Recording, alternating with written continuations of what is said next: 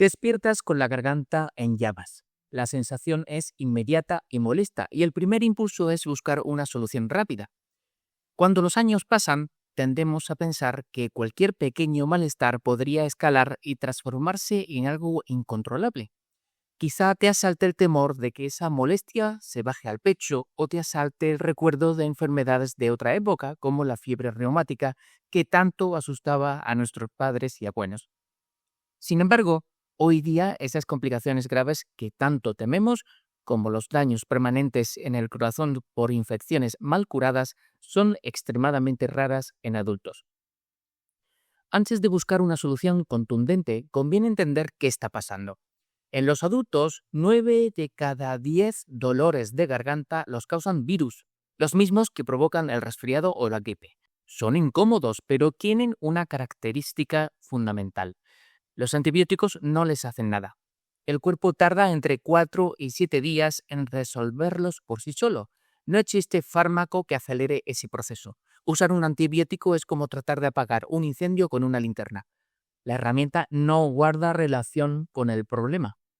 Existe la creencia arraigada de que estas pastillas son una especie de poción mágica para cualquier inflamación, pero tomar un antibiótico para un virus no te hará sentir mejor ni un solo minuto antes, pero sí te expondrá a riesgos como náuseas, vómitos, erupciones en la piel y, de manera muy común en personas mayores, una diarrea persistente que debilita y deshidrata.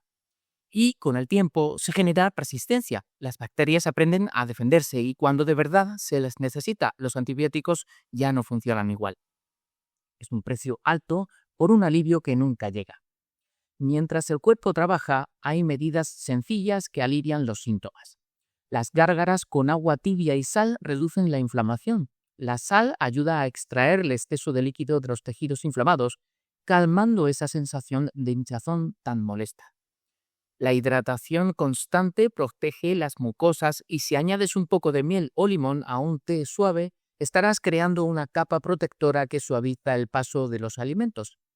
El paracetamol o el ibuprofeno controlan el dolor y la fiebre. Incluso puedes recurrir a caramelos para la garganta que contengan algún anestésico suave para adormecer la zona. También los sprays nasales o descongestionantes pueden ayudar si tienes algo de goteo postnasal, aunque siempre debes leer las etiquetas con cuidado, ya que algunos no son recomendables si tienes problemas de tensión arterial o condiciones cardíacas específicas. El descanso no es una pérdida de tiempo, es el momento en que el organismo repara el daño.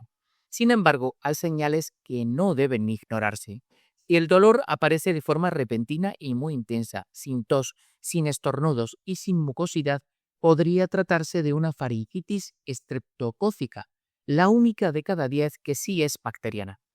En ese caso, el médico realizará una prueba rápida o un cultivo.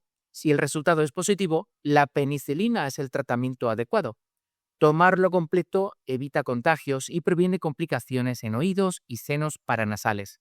La decisión de medicarse depende también del contexto de cada persona, su edad, su estado de salud, su vida cotidiana. El médico dará opciones, como tomar el tratamiento completo, que puede ser una serie de pastillas o incluso una única inyección de penicilina, o bien vigilar los síntomas si son leves. Y el paciente puede participar en esa decisión.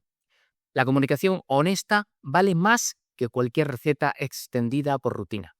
La mayoría de los dolores de garganta no requieren intervención farmacológica fuerte, requieren paciencia, hidratación y descanso. Saber cuándo no actuar también es una forma de cuidarse bien. Nada más por hoy. Espero que hayas encontrado útil esta información y que pronto te sientas mejor. Muchas gracias.